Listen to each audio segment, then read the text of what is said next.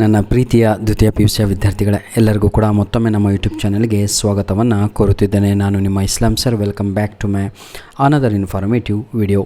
ಈ ಒಂದು ವಿಡಿಯೋದಲ್ಲಿ ನಿಮ್ಮ ಆ್ಯನ್ಯುವಲ್ ಎಕ್ಸಾಮಿಗೆ ಬರುವಂತಹ ಯಾಕೆಂದರೆ ಭಾಳ ಜನ ವಿದ್ಯಾರ್ಥಿಗಳು ಒಂದು ಅಂಕದ ಪ್ರಶ್ನೆಗಳನ್ನು ಮಾಡಿಕೊಡಿ ಸ್ವಲ್ಪ ನೋಡ್ಕೊಂಡ್ರೆ ನೆನಪಿರುತ್ತೆ ನಾವು ಅಂತ ನೋಡಿ ವಿದ್ಯಾರ್ಥಿಗಳೇ. ಹಾಗೂ ಕೆಲವೊಬ್ಬರು ಕಮೆಂಟ್ ಕೂಡ ಹಾಕ್ತಾಯಿದ್ದೀರಾ, ಸ್ವಲ್ಪ ಚೆನ್ನಾಗಿ ಓದಿ ಸರ್ ಕನ್ನಡ ಅಂತ. I tried my level best and still I am trying my level best my dear children. ನೀವೇನು ಹಾಕಿದ್ರು ಏನು ಮಾಡಿದ್ರು ನಾನೇನು ಬೇಜಾರಾಗಲ್ಲ. ಯಾಕಂದರೆ ನನ್ನ ಕರ್ತವ್ಯ ಇರುವಂಥದ್ದು ನಿಮಗೆ ಮೆಟೀರಿಯಲ್ ಮುಟ್ಟಿಸ್ಬೇಕು, ಮಕ್ಕಳಿಗೆ ಒಳ್ಳೆ ಅಂಕಗಳನ್ನು ತೆಗೆಸಿ ಪಾಸ್ ಮಾಡಿಸ್ಬೇಕು ಅಂತ. ಪ್ರಶ್ನೆ ಕೋಶದಲ್ಲಿರುವ ಸರಳ ಮತ್ತು ಸಾಧಾರಣ ಪ್ರಶ್ನೆಗಳ ಸಂಗ್ರಹ ಅಂದರೆ ಅರ್ಥಾಗತ ಪ್ರಶ್ನೆಕೋಶ ಅಂದರೆ ನಿಮ್ಮ ಕ್ವಶನ್ ಬ್ಯಾಂಕ್. ಹಾಗೂ 13 ಪ್ರಶ್ನೆಗಳನ್ನು ಈ ಒಂದು ವಿಡಿಯೋ ಒಳಗೊಂಡಿರುತ್ತೆ. 13 ಪ್ರಶ್ನೆ ಪತ್ರಿಕೆ ಅಂದರೆ 3 model question papers, 2 preparatory question papers, last ಇಯರಿನ 3 model question paper, 3 exam annual exam 1, 2, 3 ಈ ರೀತಿಯಾಗಿ ಎಲ್ಲವೂ ಕೂಡ ಇದು ಒಳಗೊಂಡಿದೆ. ಬನ್ನಿ ವಿದ್ಯಾರ್ಥಿಗಳೇ, ಯಾಕಂದರೆ ಬಹಳ ಏನಂತಿರುತ್ತೆ ಅವುಗಳು ಇಂಪಾರ್ಟೆಂಟ್ ಆಗಿರುವಂಥ ಪ್ರಶ್ನೆಗಳೇ ಎಕ್ಸಾಮಿಗೆ ಬಂದಿರುವಂಥದ್ದು. ಕದಡಿದ ಸಲೀಲಂ ತಿಳಿ ಒಂದದೆ, ಇದನ್ನು ಬರೆದವರು ನಾಗಚಂದ್ರ. ಮ್ಯಾಜಾಫಲಿಂಗು ಕೂಡ ಬರ್ಬೋದು, ನೆನ್ಪಿಟ್ಕೊಳ್ಳಿ. ರಾಮಚಂದ್ರ ಚರಿತ ಪುರಾಣ ಏನು? ಪಂಪ ರಾಮಾಯಣ, ಚಂಪು. ಬನ್ನಿ ಬಹು ಆಯ್ಕೆ ಪ್ರಶ್ನೆಗಳು, 1 ಅಂಕದ ಪ್ರಶ್ನೆಗಳನ್ನು ನೋಡ್ತಾ ಹೋಗೋಣ. ರಾವಣನ ಎದುರು ಪ್ರತ್ಯಕ್ಷವಾದ ವಿದ್ಯಾದೇವತೆ ಯಾವುದು? ಇದು ಬಹುರೂಪಿಣಿ ಅಂತ ಆನ್ಸರ್ ಆಗಿರುತ್ತೆ. ನೋಡಿ ವಿದ್ಯಾರ್ಥಿಗಳೇ, ನಿಮಗೆ ಇದು ಮ್ಯಾಜಾ ಫಾಲೋಯಿಂಗಲ್ಲಿ ಫಸ್ಟ್ ಏನು ಬರುತ್ತೆ ನಿಮಗೆ MCQಸಲ್ಲಿ ಬರ್ಬೋದು 10, ಅಥವಾ ನಿಮ್ಮ ಫಿಲ್ ಇನ್ ದ ಬ್ಲ್ಯಾಂಕ್ಸಲ್ಲಿ ಬರ್ಬೋದು, ಅಥವಾ ಮ್ಯಾಜಾ ಫಾಲೋಯಿಂಗಲ್ಲೂ ಬರ್ಬೋದು, ಎಲ್ಲಾದರೂ ಬರ್ಬೋದು. ಲಕ್ಷ್ಮೀಧರ ಎಂದರೆ ಯಾರು? ಲಕ್ಷ್ಮಣ ಅಂತ. ಇವರನ್ನು ಕೊಲ್ಲುವುದಿಲ್ಲವೆಂದು ವಿದ್ಯಾದೇವತೆ ಹೇಳಿತು. ರಾಮ ಲಕ್ಷ್ಮಣರನ್ನು ಕೊಲ್ಲುವುದಿಲ್ಲ ಎಂದು ಹೇಳಿತು. ರಾವಣನು ಅಂತಃಪುರದವರನ್ನು ಏನಿದು ಹಿಂಸಿಸಿದವರು ಯಾರು? ಅಂಗದಾದಿಗಳು. ದಶಾನನ ಎಂದರೆ ಈತ ರಾವಣ. ಮಯತನುಜೆ ಎಂದರೆ ಈಕೆ ಮಂಡೋದರಿ. ಇವೆಲ್ಲ ಎಕ್ಸಾಮಿಗೆ ಬಂದಿರುವಂಥದ್ದು ಎಕ್ಸಾಮ್ 2024ರಲ್ಲಿ ಎಕ್ಸಾಮ್ 1 ಹಾಗೂ ಎಕ್ಸಾಮ್ 3ನಲ್ಲಿ ಈ ಕ್ವಶನ್ ಕೇಳಲಾಗಿತ್ತು. ರಾವಣನು ಮಹಾಪೂಜೆಯನ್ನು ಎಲ್ಲಿ ಮಾಡಿಸಿದನು? ಶಾಂತಿ ಜಿನ ಭವನದಲ್ಲಿ ಮಾಡಿಸಿದನು. ವಿದ್ಯಾರ್ಥಿಗಳೇ, ಆದಷ್ಟು ಇಂಪಾರ್ಟೆಂಟ್ ಕ್ವಶನ್ಸ್ಗಳನ್ನೇ ಡಿಸ್ಪ್ಲೇ ಮಾಡ್ತಾ ಇದ್ದೀವಿ. ಇದನ್ನು ಓದಿದರೆ ಸಾಕು, 1 ಅಂಕ 20 ಮಾರ್ಕ್ಸ್ ಫಿಕ್ಸಲ್ಲಿಗೆ. ಏನಿದು ಇವೆಲ್ಲ ನೋಡ್ತಾ ಹೋಗ್ರು ರಾವಣನು ಪ್ರಮದವನಕ್ಕೆ ಹೇಗೆ ಬಂದನು? ಏನಿದು ಅರಲಂಬುಗಳಿಲ್ಲದ ಕಾಮನಂತೆ ಬಂದನು. ರಾವಣನ ಆಗಮನನನ್ನು ಸೀತೆಗೆ ತೋರಿದವರು ಡ್ಯಾಶ್ ಖಚರಕಾಂತೆಯರು. ರಾವಣ ಸೀತೆಯನ್ನು ಇಲ್ಲಿ ಇರಿಸಿದ್ದನು, ಪ್ರಮದವನದಲ್ಲಿ ಇರಿಸಿದ್ದನು. ಸೀತೆ ಇದನ್ನು ಹುಲ್ಲಿಗೆ ಸಮಾನ ಎಂದು ಭಾವಿಸಿದಳು. ಏನು? ರಾವಣನ ರೂಪ. ರಾವಣನ ಮಾತು ಕೇಳಿ ಮೂರ್ಛೆ ಹೋದವರು ಯಾರು? ಸೀತೆ. ಇವನಿಗೆ ಸೀತೆಯ ಬಗ್ಗೆ ಅನುಕಂಪ ಹುಟ್ಟಿತು. ಯಾರಿಗೆ? ರಾವಣನಿಗೆ ಸೀತೆಯ ಬಗ್ಗೆ ಅನುಕಂಪ ಹುಟ್ಟಿತು. ಇದು ತನ್ನಿಂದ ತಾನೇ ತಿಳಿಯಲಾಗುತ್ತದೆ. ಕದಡಿದ ನೀರು. ರಾವಣನಿಗೆ ಯಾರ ಬಗ್ಗೆ ವೈರಾಗ್ಯ ಮೂಡಿತು? ಸೀತೆಯ ಬಗ್ಗೆ ವೈರಾಗ್ಯ ಮೂಡಿತು. ಎಕ್ಸಾಮಿಗೆ ಬಂದಿದೆ. ಸೀತೆಯನ್ನು ರಾವಣ ಯಾರಿಂದ ಬೇರ್ಪಡಿಸಿದ್ದನು? ರಾಮನಿಂದ. ಪೌರುಷ ಪ್ರಣಯಿ ಎಂದರೆ ರಾವಣ. ವಿಭೀಷಣ ಎಂದರೆ ರಾವಣನ ತಮ್ಮ. ರಾವಣನಿಗೆ ಹಿತವನ್ನು ಹೇಳಿದವರು ಭೀಷಣ. ಸೌಮಿತ್ರಿ ಎಂದರೆ ಲಕ್ಷ್ಮಣನನ್ನು ಸೌಮಿತ್ರಿ ಎಂದು ಕರೆಯುತ್ತಾರೆ. ಹೀಗೆ ಈಗ ನಾವು ಒಂದು ಭಾಗವನ್ನು ಮುಗಿಸಿದ್ದೇವೆ. 2ನೆಯ ಪದ್ಯ ಬಸವಣ್ಣನವರ ವಚನಗಳು. ಬಸವಣ್ಣನವರ ವಚನಗಳು. ಕೂಡಲ ಸಂಗಮ ದೇವ. ಏನಿದು? ಇವರ ಅಂಕಿತ ನಾಮ ಬಸವಣ್ಣನವರ. ತನು ಯಾವಾಗ ಕರಗಬೇಕು? ಅದು ಮನ ಬೆರೆಸಿದಲ್ಲಿ. ಯಾರ ಕೈಯಲ್ಲಿ ಚಂದ್ರಯುಧವಿದ್ದು ಫಲವಿಲ್ಲ? ಹಂದೆಯ ಕೈಯಲ್ಲಿ. ಯಾರ ಕೈಯಲ್ಲಿ ದರ್ಪಣವಿದ್ದು ಪರವಿಲ್ಲ? ಅಂಧಕನ ಕೈಯಲ್ಲಿ. ಮಾಣಿಕ್ಯ ಇವರ ಕೈಯಲ್ಲಿದ್ದು ಫಲವಿಲ್ಲ? ಮರ್ಕಟನ ಕೈಯಲ್ಲಿ. ಶಿವಪಥವನ್ನು ಅರಿಯದಿದ್ದರೆ ಏನಾಗುವುದು? ಲಿಂಗವಿದ್ದು ಫಲವಿಲ್ಲದಂತೆ ಆಗುವುದು. ಏನು ಹತ್ತಿ ಉರಿದಡ ಏನಿದು ನಿಲ್ಲಲು ಬಾರದು ಧರೆ. ಇದು ಬಸವಣ್ಣನವರ ಏನಿದು ವಚನದ ಅಂಕಿತ ನಾಮ. ಈಗ ತಾನೇ ಹೇಳ್ಕೊಟ್ಟಲ್ವ, ಕೂಡಲ ಸಂಗಮ ದೇವ.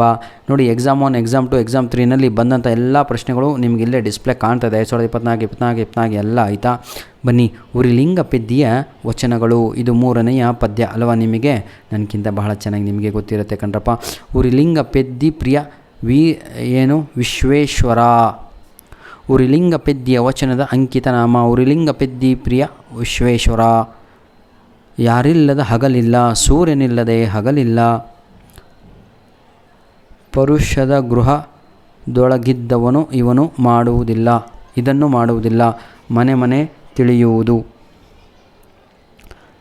ಮಂಗಳಲಿಂಗ ಅಂಗದ ಮೇಲಿದ್ದವನು ಇದನ್ನು ನೆನೆಯುವುದಿಲ್ಲ. ಅನ್ಯಲಿಂಗವನ್ನು ನೆನೆಯುವುದಿಲ್ಲ. ಏನಿಲ್ಲದೆ ಬೆಳಕಿಲ್ಲ, ದೀಪವಿಲ್ಲದೆ ಬೆಳಕಿಲ್ಲ. ಇದರಿಂದ ಪರಿಮಳ ಅರಿಯಬಹುದು. ಪುಷ್ಪದಿಂದ, ನಿಜವಾಗಿಯೂ ಬಹಳ ಇಂಪಾರ್ಟೆಂಟ್ ಆಗಿರುವಂಥ ಪ್ರಶ್ನೆ ಆಗಿರುತ್ತೆ ಇದು. ಪುಷ್ಪದಿಂದ ನೆನ್ಪಿಟ್ಕೊಳ್ಳಿ. ಉರಿಲಿಂಗ ಇದೊಂದು ಅಂಕಿತ ಆಯಿತಾ. ನೆಕ್ಸ್ಟು, ಮಹಾಘನ ನಿರಾಳ ಪರಶಿವನಿಂದ ತೋರಿದ್ದೇನು ಲಿಂಗ. ಗುರು ಲಘು ವರ್ತನದಲ್ಲಿ ವರ್ತಿಸಿದರೆ ಏನಾಗುವುದು? ಆಗದು ಅಚಾರ. ಯಾರು ಅನ್ಯಲಿಂಗವನ್ನು ನೆನೆಯುವುದಿಲ್ಲ. ಇದು ಎಕ್ಸಾಮಲ್ಲಿ ಬಂದಿದೆ ಸರ್. ಮಂಗಳಲಿಂಗ ಅಂಗದ ಮೇಲೆ ಇದ್ದವನು ಯಾವತ್ತೂ ಅನ್ಯಲಿಂಗವನ್ನು ನೆನೆಯುವುದಿಲ್ಲ. ಗುರು ಹೇಗೆ ವರ್ತಿಸಬಾರದು? ಲಘುವಾಗಿ ವರ್ತಿಸಬಾರದು. Next poem my dear children. ಪಗೆಯಂ ಬಾಲಕನೆಂಬರೆ ಪುಲಿಗೆರೆ ಸೋಮನಾಥ.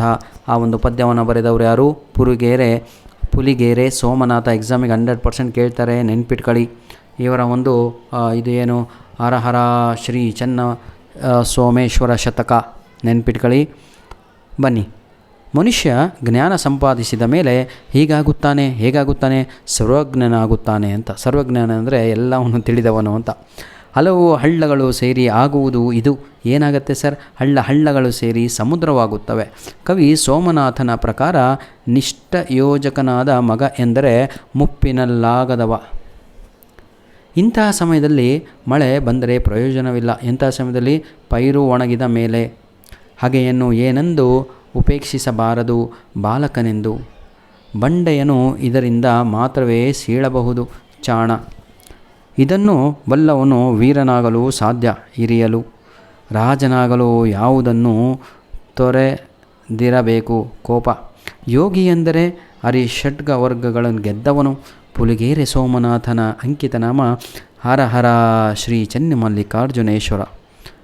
ಇವೆಲ್ಲವೂ ಕೂಡ ನೀವೆಲ್ಲ ಬರೀತೀರ ಕಂಡ್ರೆ. ಹಾಟ್ಸ್ ಅಂಡರ್ಲೈನ್ ಹಾಕಿರುವಂಥದ್ದು ಆನ್ಸರು. ಸ್ವಲ್ಪ ಓದ್ಕೊಳ್ಳಿ. ನಾನು ಎಷ್ಟು ಅಂತ ಮಾಡ್ತೀನಿ ಕಂಡ್ರೋ. I tried my level best my dear children. 3 model question paper, 2 preparatory exam question paper, ಹಾಗೂ ಇನ್ನೂ 2 ಅಪ್ಲೋಡ್ ಮಾಡಿ ಕೊಡ್ತೇನೆ ಆಯಿತಾ.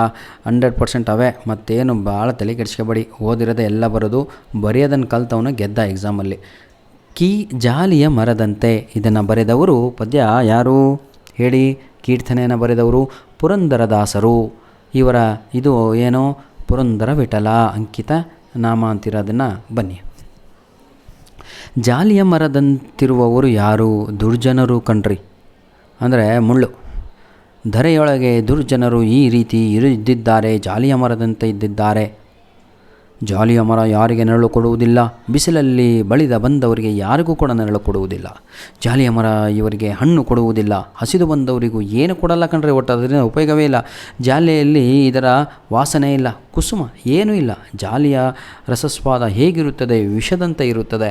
ಇದು ಎಕ್ಸಾಮಿಗೆ ಬಂದಿರುವಂಥದ್ದು 2024ರಲ್ಲಿ. ದುರ್ಗಂಧ ಬಿಡದಿರುವುದು ಇದು ಏನು? ಊರ ಹಂದಿ. ಅದು 2025ರಲ್ಲಿ ಬಂದಿತ್ತು. ತತ್ವಜ್ಞಾನವನ್ನು ಕೇಳಿದವರು ಯಾರು ಕೇಳ್ತಾರೆ? ಘೋರ ಪಾಪಿಗಳು. ಘೋರ ಪಾಪಿ ಇದನ್ನು ಬಿಡುವುದಿಲ್ಲ. ಕ್ರೂರ ಕರ್ಮವನ್ನು ಯಾವತ್ತೂ ಕೂಡ ಅವರು ಬಿಡುವುದಿಲ್ಲ. ದುರ್ಜನರು ಇಂಥ ಮಾತಿಗೆ ಕೊನೆ ಇಲ್ಲವೆಂದು ಪುರಂದರದಾಸರು ಹೇಳಿದ್ದಾರೆ. ಬೆಣ್ಣನ ಮಾತಿಗೆ ಜಾಲಿಯ ಮುಳ್ಳು ಹೇಗೆ ಆವರಿಸುತ್ತದೆ? ಮೂಲಾಗ್ರ ಪರಿಯಂತೆ. ಪುರಂದರದಾಸರ ಕೀರ್ತನೆಗಳ ಅಂಕಿತ ಇದು. ಪುರಂದರ ವಿಠಲ ನೆನ್ಪಿಟ್ಕೊಳ್ಳಿ. ನೆಕ್ಸ್ಟ್, ಊರ ಹೊಂದಿಗೆ ನಿಕ್ಕಲು. ಏನಿದು? 6 ರೀತಿಯ ಆಹಾರದ ರುಚಿಗಳು. ಬೇಡ ಬಿಡ್ರಿ, ಇವೆಲ್ಲ ಓದ್ಕೊಳ್ರಪ್ಪ. ಹಾಟ್ ಕಂಡ್ರಿ ಇವು.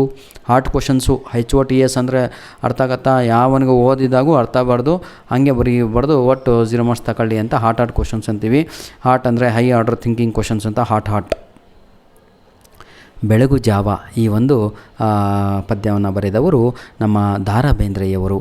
ಇವರ ಅಂಕಿತನಾಮ ಅಂಬಿಕಾತನಯ ದತ್ತ. ಆಯಿತಾ, ಮುಕ್ತಕಂಠ. ಬೆಣ್ಣೋಣದ ಹದೆಗೆ ಹೂ ಬಾಣ ಹೂಡಿದವರು ಯಾರು? ಮಾರ.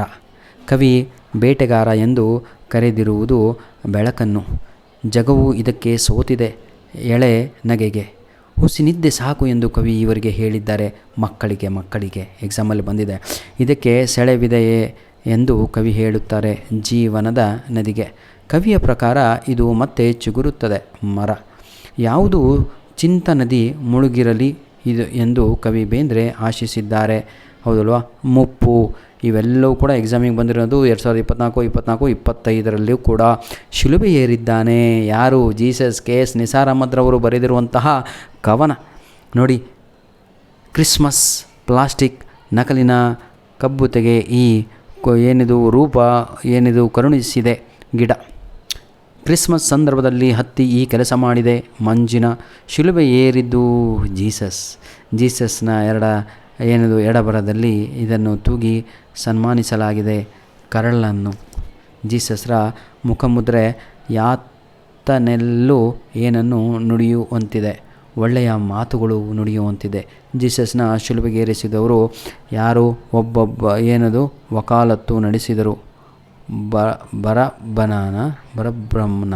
ನೋಡ್ಕೊಳ್ಳಿ ಈತ ದೇವಿ ರಾಜ್ಯ ಬಂದೇ ಬರುತ್ತದೆ ಎಂಬ ಭರವಸೆಯಿಂದ ಶಿಲುಬೆಗೆ ಏರಿದವರು ಜೀಸಸ್. ಕವಿಯ ಪ್ರಕಾರ ಏನಿದು ಇಲ್ಲಿ ಕಿತ್ತೆಸೆಯಲಾಗಿದೆ. ಏನರೋ ಇದು? ಕಣ್ಬೆಳಕನ್ನು. ಆಯಿತಾ, ಬಂದೀಖಾನೆ. ಕವಿಯ ಪ್ರಕಾರ ಇದು ತಿಂಗಳಿಗೊಮ್ಮೆಯೂ ದೀಪ ಹಚ್ಚುವ ಸ್ಥಳ, ದಲಿತರ ಸೋಗೆ ಬೀಲ. ಕವಿಯ ಪ್ರಕಾರ ಯಾರು ಸೋಗೆ ಬೀಲಗಳಲ್ಲಿ ವಾಸವಾಗಿದ್ದಾರೆ? ದಲಿತರು. ಇವರ ಕಂಬನಿಯ ನೋರಿಸಿ ಜೀಸಸ್ ಶಿಲುಬೆ ಏರಿದ್ದಾನೆ ಶೋಷಿತರ. ಹತ್ತಿ ಚಿತ್ತ ಮುತ್ತ ಟಿ ಯಲ್ಲಪ್ಪರವರು ಬರೆದಿರುವಂತಹ ಒಂದು ಕವಿತೆ ಬಹಳ ಇಂಪಾರ್ಟೆಂಟ್ ಆಗಿರುವಂಥದ್ದು. ದಯವಿಟ್ಟು ಎಲ್ಲದೂ ಕೂಡ ನೋಡಿಕೊಳ್ಳಿ. ಇಲ್ಲಿಯವರೆಗೂ ಕೇಳಿಲ್ಲ, ಆದರೂ ಕೂಡ ತಮ್ಮ 80 ಔಟ್ ಆಫ್ 80 ಬೇಕು ಅಂದರೂ ಈ ಒಂದು ವಿಡಿಯೋನ ಸಂಪೂರ್ಣವಾಗಿ ನೋಡ್ಕೋಬೇಕು. ಹಣತೆಯಲ್ಲಿ ಏನಿದು ಹೊಸದು ಬತ್ತಿಯಾಗಿರುವುದು ಇದು ಯಾವುದು? ಹತ್ತಿಯ ಬೀಜಕ್ಕೆ ಇದು ತಪ್ಪದ ಕರ್ಮ, ಬೆಣ್ಣೆಯಾಗುವುದು ವ್ಯರ್ಥವಲ್ಲದ ಕೆಲಸವೂ ಇದು ಯಾವುದು? ಬತ್ತಿ ಹೊಸೆಯುವ ಕೆಲಸ. ತೈಲ ತೀರಿದ್ದು ಹೀಗೆ ತಿಳಿಯುತ್ತದೆ ದೀಪ ಆರಿದ ಮೇಲೆ.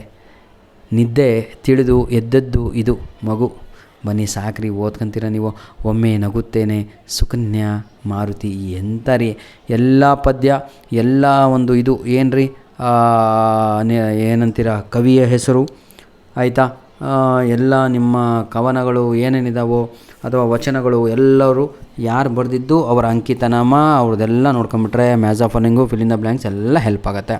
ಆಯಿತಾ, ಬಹು ಆಯ್ಕೆಯ ಪ್ರಶ್ನೆಗಳಲ್ಲಿ ಒಮ್ಮೆ ನಗುತ್ತೇನೆ ಸುಕನ್ಯಾ ಮಾರುತಿನವರು ಬರೆದಿರುವಂಥದ್ದು ನೋಡಿ. ದನಗಳಿಗೆ ಇಲ್ಲದಿರುವುದು ಮೇವು, ಜನರಿಗೆ ಇದಕ್ಕೆ ಗತಿ ಇಲ್ಲ ಗಂಜಿಗೆ. ನನ್ನವರು ಇದನ್ನು ಕಿತ್ತು ತಿನ್ನುತ್ತಿದ್ದಾರೆ ಸತ್ಯ ದನಗಳನ್ನು. ಕವಯಿತ್ರಿ ಇವರಿಗೆ ಮೊರೆ ಇಡುತ್ತಾರೆ ಎಂದು ನಂಬದಿರುವ ದೇವರಿಗೆ. ಕವಯಿತ್ರಿ ಇದಕ್ಕೆ ಧಿಕ್ಕಾರವಿರಲಿ ಎನ್ನುತ್ತಾರೆ ದೀನದಲಿತನಿಗೆ. ಕವಯಿತ್ರಿ ಇದನ್ನು ಅಘೋಷಣ ಮಾಡುತ್ತೇನೆ ಎನ್ನುತ್ತಾರೆ ನನ್ನವರ ದಾರಿದ್ರ್ಯವನ್ನು. ಜನರನ್ನು ಇದರಿಂದ ಪಾರು ಮಾಡುತ್ತೇನೆಂದು ಕವಯಿತ್ರಿ ಹೇಳುವರು ಹೊಗೆಯಿಂದ. ಈ ರೀತಿಯಾಗಿ ಎಲ್ಲ ಕ್ವಶನ್ಸ್ ಇಂಪಾರ್ಟೆಂಟ್ ಸರ್. ದಯವಿಟ್ಟು 3 model question paper, 2 preparatory exam question paper, that is enough. ಆಯಿತಾ, ಜೊತೆಗೆ ನಿಮ್ಮ ಲೆಕ್ಚರರ್ ನಿಮಗೆ ಏನೇನು ಓದಬೇಕು ಅಂತ ಎಲ್ಲ ಹೇಳಿರ್ತಾರೆ. ಆಯಿತಾ, these question papers are enough. God bless you my dear children. ಧನ್ಯವಾದಗಳು. ಲ್ಯಾಂಗ್ವೇಜಿಗೆ ಏನು ಬೇಕಾದ್ರೂ ಓದ್ಬೋದು sir, as per the blueprint. ಆಯಿತಾ, ನಿಮ್ಮ ಎಕ್ಸಾಮ್ ನಡೆಯುತ್ತೆ. ಧನ್ಯವಾದಗಳು.